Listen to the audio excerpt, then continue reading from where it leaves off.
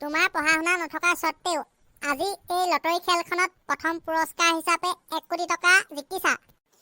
এই বিষয়ে তুমি ৰাইজক কি ক'বা? তুমি কেনেকৈ টিকেট সংগ্ৰহ কৰিছিলা? মেম, মই মানে টিকেট লওঁতে প্ৰথমে আকাশলৈ চাইছিলোঁ। তাৰ পাছত দেখিলোঁ আকাশত 5টা চৰাই উৰি আছে। সেইদিনা ডেটটো আছিল 9 তাৰিখ। তাৰ পিছত 5 পূৰণ কৰি ইজুকেলটো পালোঁ 48। সেইবাবে মই 48 সংখ্যাটো চিলেক্ট কৰি 48 নম্বৰ লৈ ল'লোঁ। আজি চাওক মই 1 কোটি টকা জিকি গ'লোঁ। ভাইটি 5 ন গুণটো 45, 48 নম্বৰটো তুমি কেনেকৈ পালা? দেখিছে মেম, পঢ়া শুনা নকৰাৰ বাবে আজি মই কৰপতি। 哎呦我的妈